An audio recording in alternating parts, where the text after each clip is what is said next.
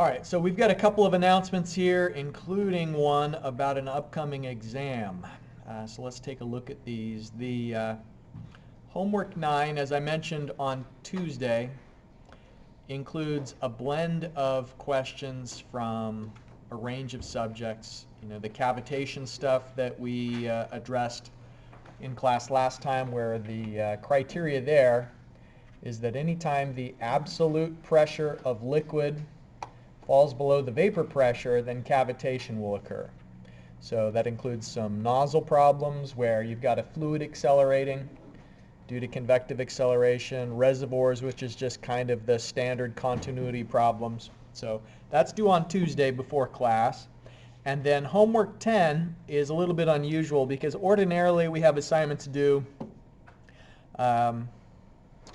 immediately before class. But this one is due on Monday the 15th of November. And that's just so that we can go over next week some additional topics related to momentum on both Tuesday and Thursday. And so then the assignment will be due after you've got the exposure to those topics on both lectures. And then exam 2 covers chapters 4, 5, and 6. And so, there's a lot of information on exam 2. But relatively few new equations if you think about it. In chapter 4 we had Euler's equation, Bernoulli's equation, and irrotational flow. Chapter 5 was essentially just continuity equation, so Q equals VA. Accumulation is in minus out, that idea. And then here in chapter 6 there's effectively one formula that we're going to be applying in a variety of ways to solve different problems. So I'll give you that same equation handout that I did in the first exam. It's just that now more of the formulas on there are going to make sense to you and will be applicable during the exam. All right, so we're starting on chapter 6 today. Any questions related to the schedule or any of the other announcements? So a word about what you're doing in the lab right now. This design of experiment, I've noticed students going in and out of the lab. That's good. So remember that the Bernoulli equation doesn't account for energy loss, but the energy equation does. And the energy equation says P1 divided by gamma plus Z1 plus V1 squared divided by 2G is equal to P2 divided by gamma plus Z2 plus V2 squared divided by 2G plus now a term that accounts for the energy loss between 2 points in a system. So H sub F is talking about the energy loss due to pipe friction. So if we have a pipe and the water is flowing from 1 towards 2, then what this formula allows us to do is predict more than just how the pressure is changing because of the elevation difference and how the pressure is changing because of an adjustment in velocity, but also what effect is the interaction with the pipe wall going to have on the change in pressure, H sub F. So the Hazen-Williams equation can be expressed in a couple of different ways. This first is saying if you know the S sub F, which is the slope of the energy grade line, then you can calculate what velocity the water will go through the pipe. But if we rearrange this top equation and instead use the Hazen-Williams equation to quantify the head loss due to pipe friction, that's this bottom one that I think will be more useful to you in the lab, because what we know is that those two pressure measuring taps are 1 meter apart, so that's L. And for each of the pipes, you know the diameter of the pipe. That's given on the information plate. For instance, 5 millimeters, 8 millimeters, and so on. You can calculate the V as the velocity flowing through the pipe using the Q divided by A method. So you can calculate the velocity through the pipe. And even if you have a horizontal pipe like we do, and that enables you to cancel out the Z1, Z2, V1, and V2 terms, because it's a horizontal pipe, the Z's cancel. Because the pipe diameter is constant, that means that V1 is equal to V2. But there's still a velocity term in the head loss formula. So this V doesn't cancel out. There still will be velocity, which is causing a reduction in the pipe pressure. So what you're going to be doing experimentally, again, is you're solving for C sub H for the 4 different pipes that are at the top of the pipe rack, meaning everything except for that bottom artificially roughened pipe. And then you do a minimum of 3 flow rates per pipe, a high, medium, and low. And you're going to be physically measuring the pressure difference. And so what is the pressure difference? So if we look at this energy equation, P1 minus P2 divided by gamma is equal to H sub F. So if you measure a delta P, then that is H sub F times gamma. So you measure the delta P, you know the unit weight of the fluid, you can calculate H sub F. Now that you know H sub F, you know every other term in this formula except for C sub H. So that's what you're going to be experimentally determining. The lab will be open through tomorrow afternoon. So you can't do the experiment next week. You should do the experiment this week. And then the reports are due on Tuesday. So do you have any questions that have come up as you've been working in the lab? Any problems with the equipment I ought to be aware of or anything like that?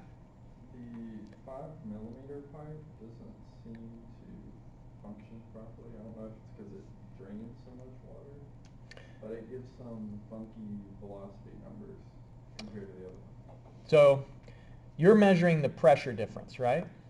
So it's going to have the largest pressure difference of all the pipes, but when you say it's funky, can you be more specific, like what you're seeing? Well, wouldn't the velocity of the 5mm pipe, say, be higher than the 8mm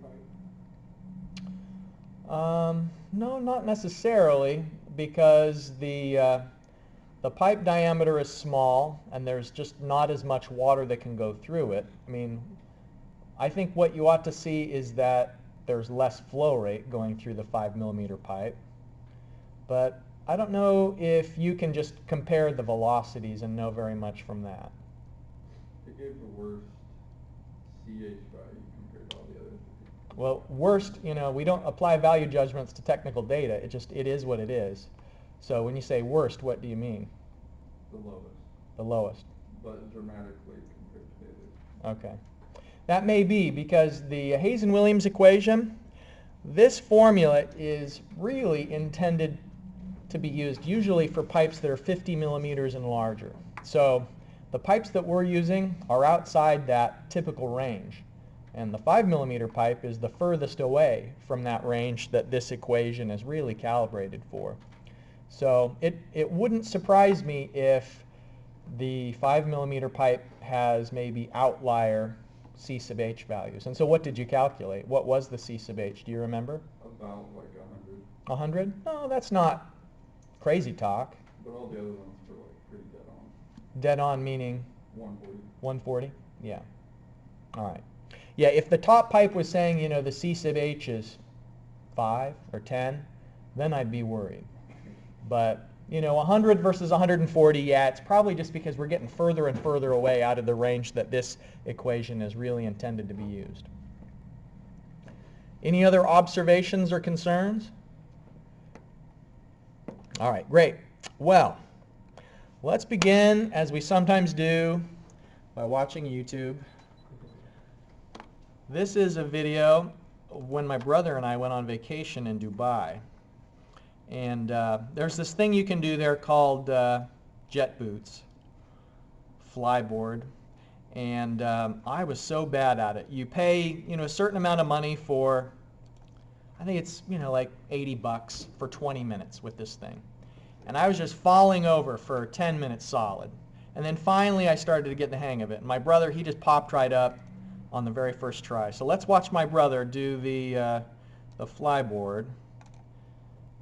And there's some interesting momentum applications that we can talk about from this.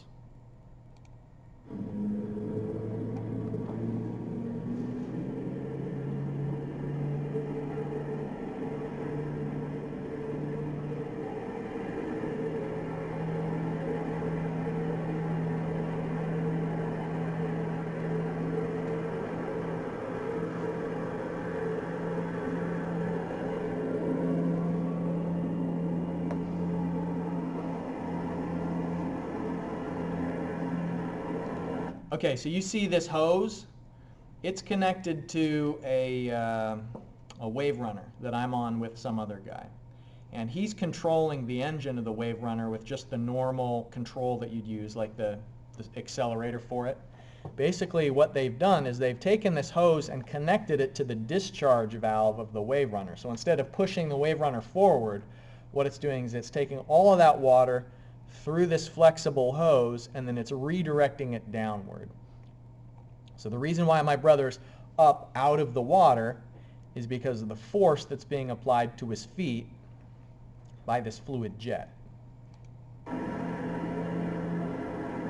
So he was really good at it.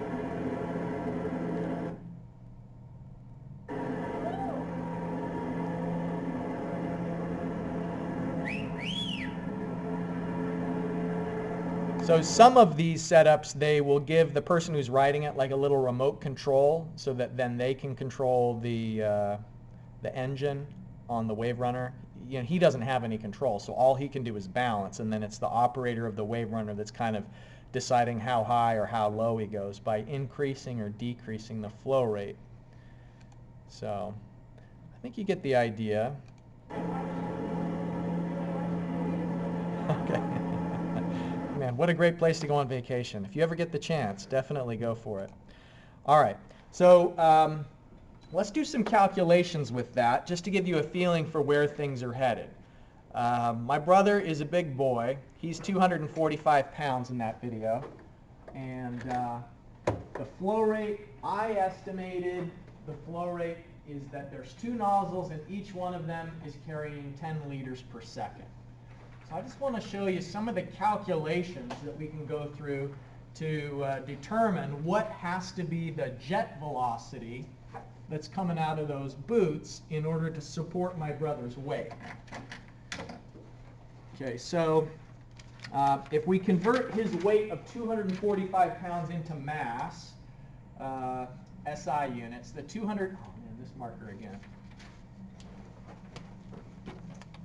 245 pounds is 111.13 kilograms. Okay, and of course we know that weight is mass times gravity. So in the SI units, his weight, or the force that has to be applied, is the 111.13 kilograms multiplied by 9.81 meters per second squared. So that is 1090 newtons. So when he's hovering in equilibrium, that means that his weight is acting downwards and the force of the boots on his body is upwards in the same magnitude. Now, if the water is flowing at a volumetric rate Q of 10 liters per second, remember that the density of water is 1 kilogram per liter. A liter of water has a mass of 1 kilogram. And so the mass flow rate, m dot, is density times Q. So it is the 10 liters per second multiplied by 1 kilogram per liter. So that's 10 kilograms per second. Okay, now what we're going to learn from today's first look at fluid momentum is that the force that is being applied to my brother is a result of the mass flow rate of the fluid multiplied by the velocity of the jet. Okay, so we can rearrange that, of course. V is F divided by m dot.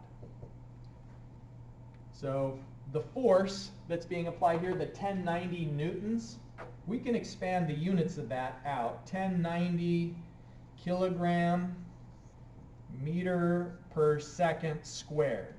That's what a newton is it's a kilogram meter per second squared.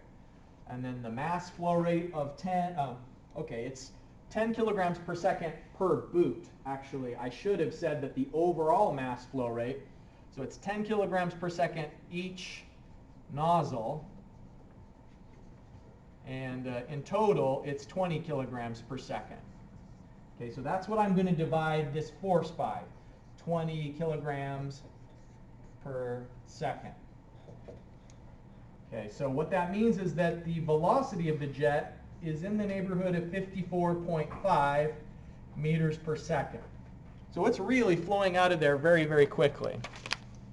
Let me pull these calculations up onto the screen just so that they're included in the video for today.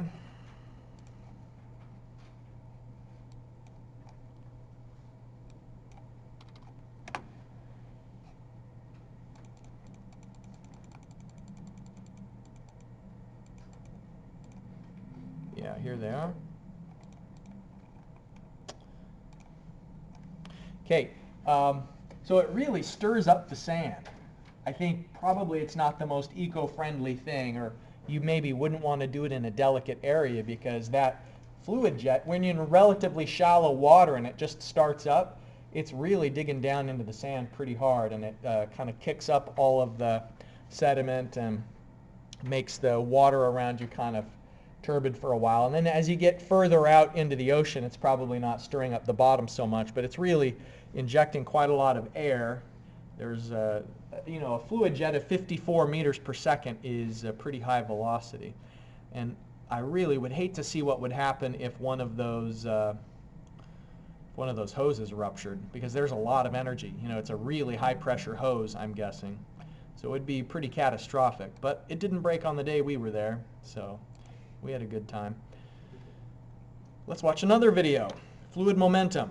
This one is a little bit older of a video, but it's kind of an interesting fluid momentum setup. Now this is someone who's going to take model airplane engines, jet engines that are meant for a model airplane. He's going to attach them to his legs, jump out of a hot air balloon, and try and fly horizontally using one of those wingsuits. You've probably seen the wingsuits that people use just to get a little bit of forward movement as they're falling down. But he was thinking, well, can I generate lift if I have enough forward velocity because of the rocket boots? It's an old video. I posted back in, it's been a really long time. I don't think it says here exactly when it was posted, but like 15 years. So the video quality is not as good as I'd like, but it's still, yeah, 240. Boy, that's rotten. I don't remember it being that bad. Let's take a look. Those wingsuits, the way they work is it's just meant to give you some forward movement as you're falling downward. But what he said is he maintained the same altitude of about 2,000 meters for half a minute. So it's not very long. He wasn't carrying a lot of fuel. But it's just kind of an interesting question of how this all works. In doing a little bit of additional digging, what I found out is that each of those boots, each one of those jets that was connected to his boots, can generate about 16 kilograms of thrust. And the way that he would get it started was prime the jet engine with a mixture of butane and propane, and then that was just jet fuel that was going to it, and it was consuming about half a liter per minute per jet. I think that because he had it running before he jumped, that consumed some of the fuel, because it looked like he had two bladders, each one was about a liter, but he wasn't able to fly for 2 minutes because he'd had the jets running idling before he actually jumped. And that, in traditional units, that 2,000 meters that he jumped from is at about 7,000 feet. So he's able to fly horizontally for a while, and he tried to actually climb, like to gain some altitude, but according to what I read is that when he tried to climb, that caused a stall. And so he was able to go horizontally but not actually gain any altitude. So it's kind of an interesting thing, the idea of using those jet boots to overcome the downward forces with, remember, the way that a wing works is that there's a lower pressure on the top of a wing compared to the bottom of the wing. So let me just do a quick sketch on the board here to remind you how Bernoulli's equation informs the amount of lift that can be generated. Okay, so classical shape of an airfoil is that it's relatively flat on the bottom and curved on the top, so that when the air, whatever the fluid is, encounters this shape, the path length going under the wing is shorter than the path length of the fluid stream that's going over the top of the wing. So it's a short length and a long length, so that some packet of air that is going to be split by this part of it going beneath, part of it going above, to maintain continuity, we'd expect that it should re-emerge at approximately the same time. So for it to do that, for it to enter this control volume and flow over the bottom of the airfoil, which is a short length, and the top of the airfoil, which is the long length, and arrive at the same destination at the same time, it has to have traveled faster over the top. And then what Bernoulli's equation says is that if you have a fast-moving velocity, you have relatively less pressure. So here on the bottom is higher pressure, on the top is lower pressure. So the wingsuit that he's wearing, I think the way that the fabric inflates, it has a little bit of this airfoil shape, although probably not a lot. You know, there's not a lot of structural integrity to the fabric of that wingsuit, and it's not really intended to generate lift. Usually, it's just intended to give you some forward momentum. So, if he was genuinely able to maintain the horizontal flight, then what that means is that his weight, which is acting downward, is being balanced out by the lift that's generated. So the lift up and the weight down are in balance. And so for the lift upwards to be in balance with the weight down, what that means is that there has to be a big enough difference in velocity between the top of the wing and the bottom of the wing to be causing that change in pressure, and pressure times area is force. So you'd really need a pretty high forward velocity to cause that change in pressure on the top of the wing. Kind of an interesting situation. I wish I had a better video of it. Now, here is the kind of foundation for the momentum equation that we're going to use for calculations in Chapter 6. And Newton's second law just says that a particle will accelerate when there's an imbalance of forces that's acting on it. A particle or some mass, a system. And remember that in Chapter 5 we talked about what a fluid system is. It's a continuously connected number of particles, and it may be changing location in time, but it doesn't necessarily have to be a solid body. It could be a fluid that's changing shape and changing location. So Newton's second law could apply to a fluid. So that if we have an imbalance of forces that's acting on a fluid, then it could cause that fluid mass to accelerate some amount. Now, local acceleration is the change in velocity with respect to time. So here just the A that we're talking about is local acceleration, dv dt.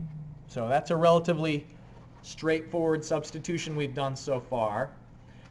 If we move the mass term on the inside of the parentheses here, that doesn't change anything from an algebraic standpoint, but mv is fluid momentum. So it's just easier for us to see that what we're talking about is the change in momentum over time of a fluid stream is caused by an imbalance of forces.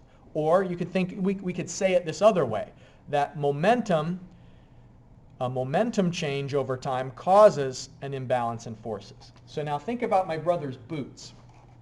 Let's go back to that video real quick, and I'll do kind of a freeze frame of it, and we're going to think about where is all the fluid at a certain time. All right, this will do. So right now there's fluid that's going, it's going through this tube, and it's changing direction, and it's going down. All right, so there's both fluid coming in and out of the control volume. If we drew like a little box around my brother, there's a stream coming in and a stream coming out.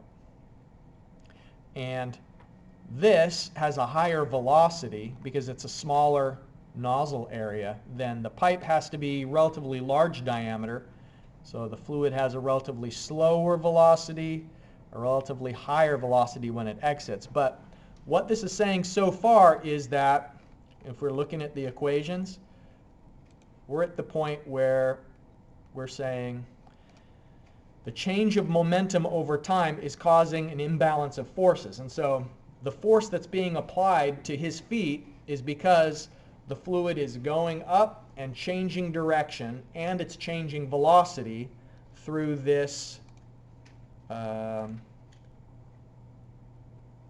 guess, his feet are strapped in, and what it's doing to the water is it's changing the direction and it's changing the velocity of inside that piece there. It's doing both of those things. And so the change in momentum is what's causing the force that's applied to his feet.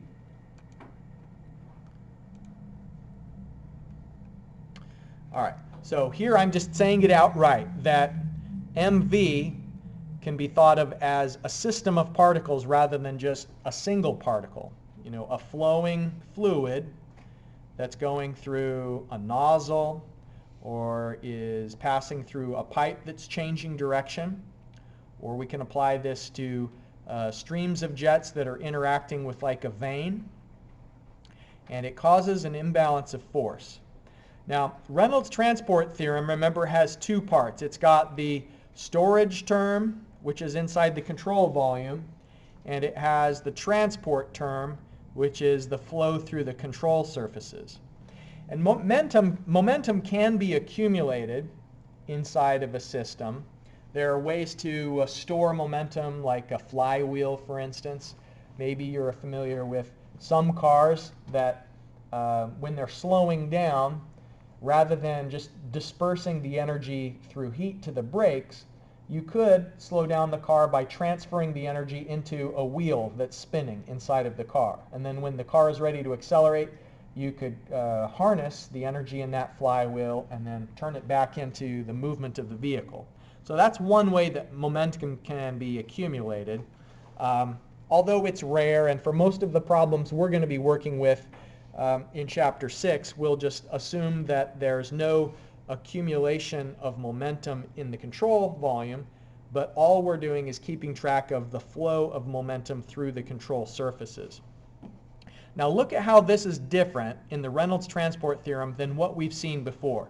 In the past, Reynolds transport theorem was, if we were doing it just for the volumetric accumulation, we would have had velocity times the differential area. And then when we were talking about mass flow rate, m dot, we multiplied it by the density. But now momentum has one more velocity term.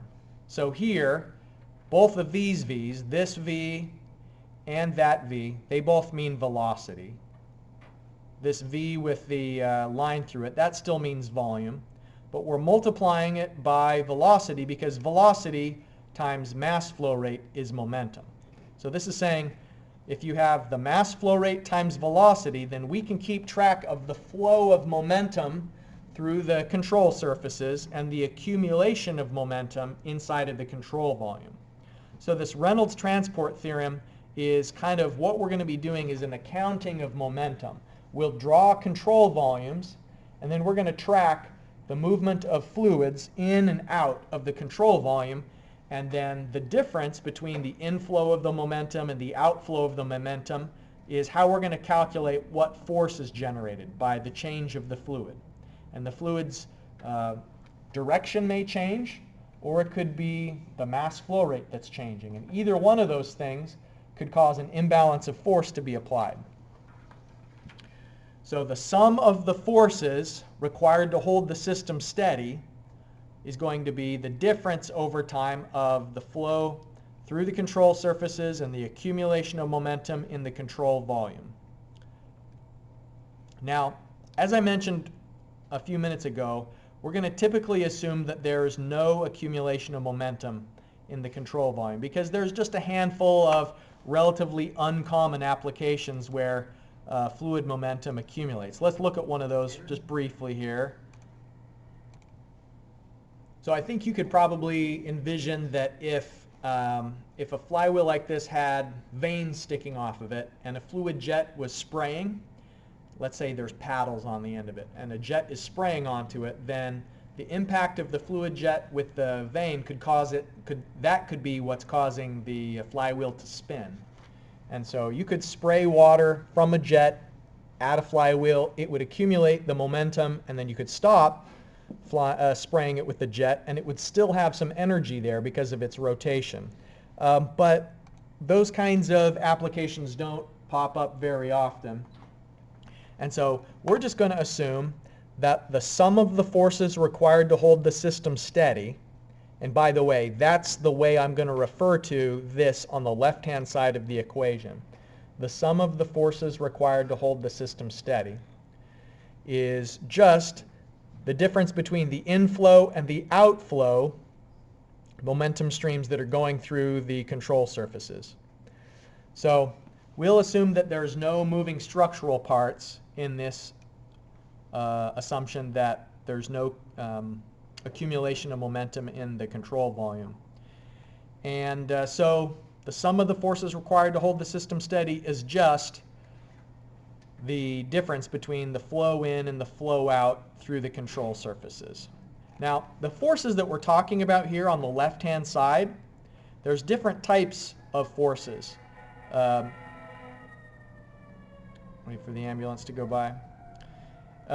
Body forces, which are gravitational, magnetic, electrostatic forces, but what we're talking about is surface forces, those forces that require physical contact between a fluid and some object that it's reacting against. So we're talking about surface forces here. Now, this equation on the left was just what remains of the Reynolds transport theorem when we apply it to momentum and we assume that there's no accumulation of momentum inside of the control volume. On the right, we've defined in a little bit more detail what we mean. So let's just say that we're interested in the x direction. So for instance, what forces may need to be applied in the x direction to hold the system steady? So it's the difference between the outflow and the inflow. And it's just as simple as that. Now, outflow minus in is just the accounting that we do of the control surface and the flow through the control surface. And so here you'll notice that the velocity out in the x direction, the velocity in the x direction, but then the mass flow term is just out or in, and it doesn't necessarily have a directional component to it. The other thing I need to mention is that the sign convention is very particular and important in these problems. We're always going to assume that to the right is positive x and upward is positive y. So a velocity stream that's flowing to the right would be positive v, but if you had a jet of water that's going from the right to the left, you'd need to put a negative value in front of its magnitude. So velocity has sign because it's a vector, but mass flow rate is just a scalar. It has magnitude, but mass flow rate doesn't have direction. So we won't put minuses and positives into the mass flow rate term depending on whether the flow is to the right or the left.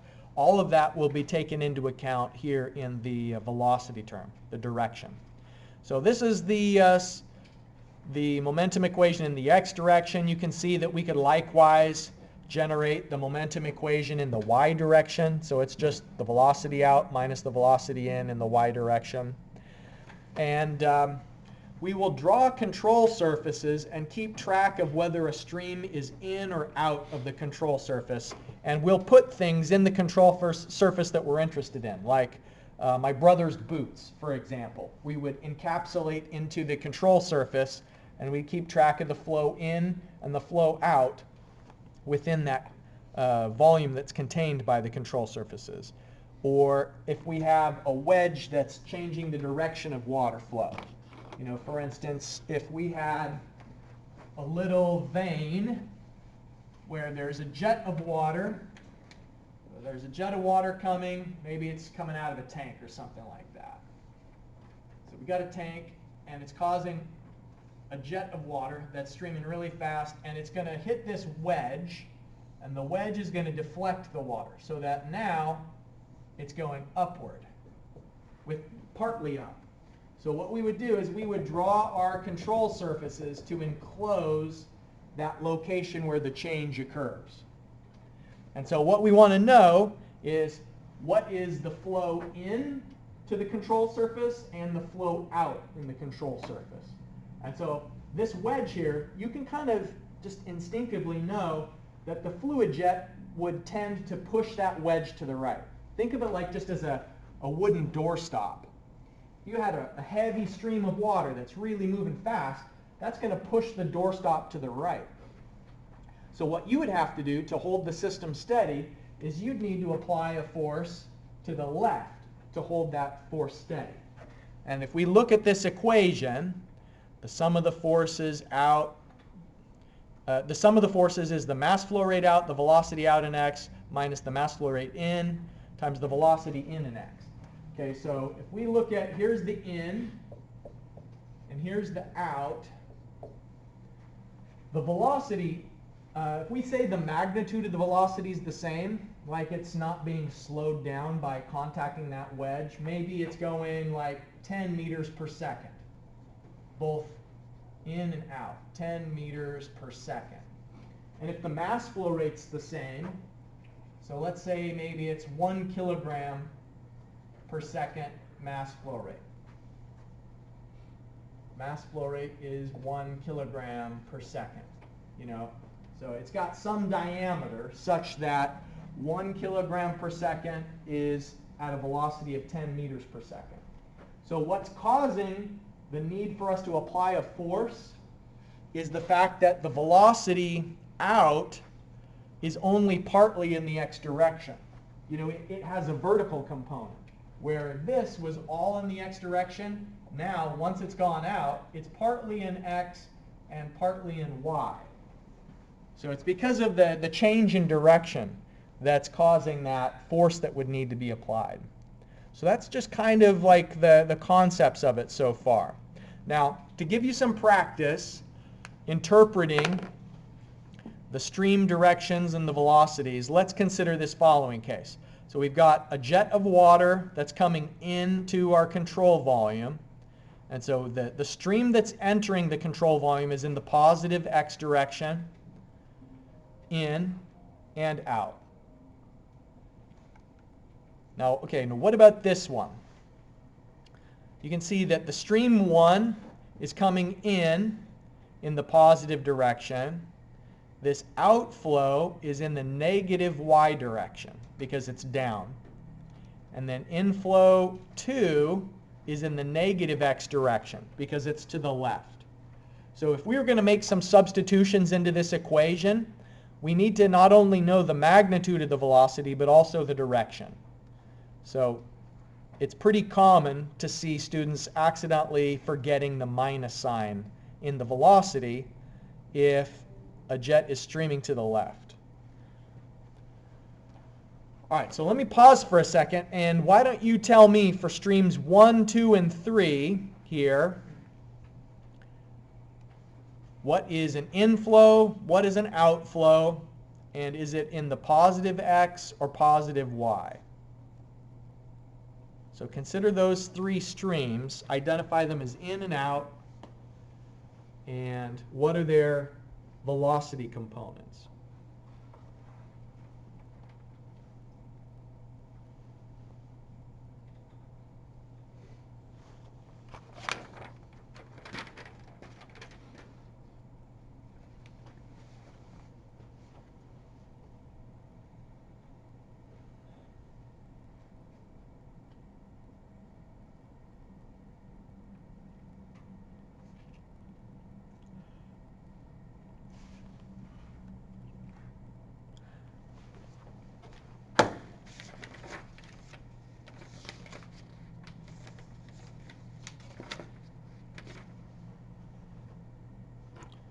All right, so let's do this on the whiteboard here.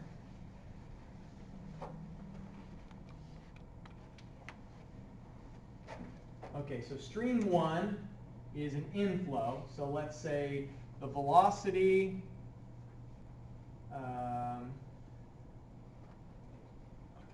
velocity of stream 1 is in, and in the x direction it's positive, and in the y direction it has a downward component, so it's negative.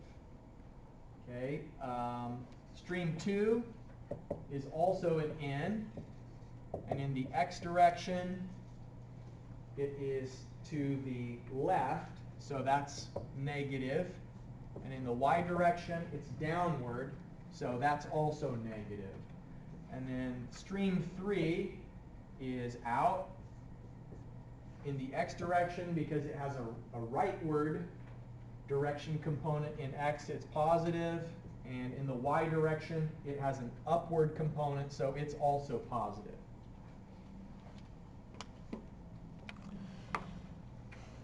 So the general approach that we'll take for problem solving here in momentum is that we will take a look at the picture that's provided, or if it's a verbal description, maybe make a sketch of the system, and then think about where the control volume should be. What you need to do is enclose the thing that's changing the direction of flow. Or if it's like a plate that's being impacted by a jet, you'd need to draw the control surfaces to encompass where the change of fluid direction is occurring. And there will sometimes be other equations that apply in addition to the momentum equation. There may be governing equations like the Bernoulli's equation that also are coming into play in these momentum problems. We'll see some of those next week. And you should sketch the force that's required to hold the system steady and identify its direction, and then just make sure that there's no momentum accumulation. There won't be. And we'll sketch the momentum flow vectors. So this is the process that I'm going to go through in a couple of the problems that we'll look at for examples today and then continuing through next week. So let's think about this balloon. It's a balloon that's connected to a straw that is on a string. So that if we didn't apply a force, as the air comes out of the balloon, it pushes the balloon to the right. So it's kind of like the jet of air that's coming out of the balloon is the thrust that's pushing it forward. And we're measuring the pressure inside the center of the balloon is 0.4 meters of water. And I guess what we could say is that that's the pressure head inside of the balloon. And it's air in the balloon, but remember that sometimes just one way of describing pressure is characterizing it as the equivalent pressure that would occur at a depth of 0.4 meters. So that's the pressure here. So what we want to do is, first of all, use Bernoulli's equation to find out what's the velocity of the fluid jet that's exiting. So we can find the velocity of the fluid jet by knowing that as soon as the jet comes out, it no longer has any pressure. Let me just continue this sketch up on the whiteboard here. We've got this balloon, and air is coming out. And as soon as the air comes out, here at location 2, it has no pressure. So 1 and 2 are on the same elevation. So Z1 is equal to Z2. P1 is 0.4 meters of water. So it's 0.4 meters times the unit weight of water, 9810 newtons per meter cubed. So we can find out the pressure of air inside the balloon. And once that jet goes out of the balloon, then the pressure at 2 is just atmospheric. So it loses any additional pressure that existed inside the balloon. So we can say P2 is 0. Now, at 1, the air is not moving. The balloon is contracting inward, but the air at 1 isn't moving. There's like air that's going out of the balloon, and that's what we want to know is if V1 is 0, then what is V2? We're going to use the Bernoulli's equation to tell us the jet velocity of the air that's coming out. And the nozzle diameter here and the air density will allow us to calculate the mass flow rate. So we are going to put that mass flow rate into the momentum equation and find out what force is required to hold the system steady. Okay, so I'll pause for a moment and give you a chance to start doing these calculations. We want to find F. How hard do you have to push on the balloon to make sure that it doesn't start moving?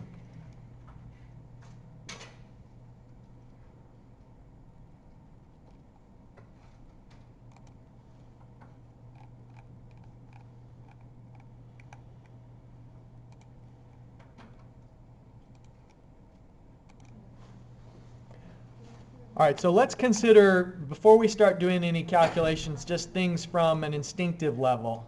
I mean, I think you know that the balloon is going to want to travel to the right because this jet is exiting to the left. So that'll push the balloon to the right, which means if you want to prevent the balloon from moving, you have to push to the left. So that force, according to our direction convention, to the right is positive, to the left is negative. What we would say is we'd expect there to be some negative force required to hold the system steady. So let's look at the calculations with that. The pressure is being described in terms of meters of water. So we can just determine the pressure there by multiplying the depth by the unit weight of water. So the pressure at location 1 is 3924 newtons per meter squared. You can see how I've calculated the cross-sectional area of that fluid jet, the air that's coming out through the 1 centimeter hole. Here's the area of that. So Bernoulli's equation cancel out the elevation term at 1 and 2. It cancels out the velocity term at 1 because the air isn't moving here in the center of the balloon. But it is definitely moving at 2. So when you calculate the exit velocity of the air, you should get 80.87 meters per second. And if we're being more specific about that, it's to the left that it's exiting. So when we put that velocity into the momentum equation, we're going to have to assign a negative value to that velocity. When we're calculating the mass flow rate, though, we don't use the negative value in the mass flow rate because mass flow rate is just a scalar. It doesn't have direction. So mass flow rate, m dot, will never be negative. It should just always be a positive value. Okay, so here's our momentum equation, and there's nothing coming in to the control volume. There's just flow out. And so the simplified version of the momentum equation is just going to be that the mass flow rate out multiplied by the velocity out will be what causes that force required to hold the system steady. And the mass flow rate out is going to be the volumetric flow rate out multiplied by the density. So in other words, it's the velocity times the cross-sectional area times the density. And this velocity that goes into the mass flow rate, we shouldn't assign a negative value to it because we don't want the mass flow rate to be negative. There's no such thing as a negative mass flow rate. So here you can see that I've calculated that it's 7.62 times 10 to the minus third kilograms per second. That's the mass flow rate. And so now if we put that into the momentum equation, mass flow rate, and now here the velocity is negative. Once we substitute it into the mass flow rate, into the momentum equation, it's to the left, so negative 80.87. So this negative sign on the force means that the force is to the left. If we consider the direction that the force has to be applied, it's to the left. So when you're doing calculations like this, it's very important for you to, number one, sketch the direction of the force. Number two, correctly assign whether it's positive or negative. And then just to eliminate any doubt that you understand the direction that the force is required, if you write just a brief sentence to the side of it, you know, external forces to the left, so that then there wouldn't be any confusion about like a double negative. You know how like I've got this force and I'm showing it's to the left, but then I've also calculated a negative value, so then someone could wonder, well, does that mean that it's pictured to the left, but you've got the negative value, so it really is to the right? Here I'm just making it very plain that the force is to the left. So left as drawn, to the left because of the negative sign, and we know the convention means positive to the right, left negative, and then here in the written form I'm confirming that the force required to hold the system steady is to the left. Okay, so with this example, I think there are a couple of the homework problems that are just direct takeoffs of applying this same idea. Flow out, flow in, and what force is required to hold the system steady. Let's look at just one more YouTube video of people doing interesting things. Here is something called a flyboard air. What does it take to grow your business? So, right. Well, what a way to see the gorge. Wouldn't you like to fly through the New River Gorge on one of those? That would be the ultimate tourist experience. Maybe not. You'd want a backup, right? All right. So we're running a little low on time. I don't know if we'd be able to go through the calculations related to this example. So instead, let's just switch into illustration mode and let me show you kind of what steps we would go through to assess what's the mass flow rate of the exhaust and what is the jet velocity that has to be coming out of that flyboard. If we assume that the rider is 80 kilograms and then the board and the fuel would be another 20 kilograms. And unlike some battery-powered applications, this is actually combustion, where just similar to the jet boots, it's burning a fuel, a liquid fuel, and the specifications that I found is that it's burning about 2 kilograms of fuel per minute, and then what's actually the exhaust that's coming out of the bottom is a mixture of combusted fuel and air, because it's a combustion reaction that occurs. So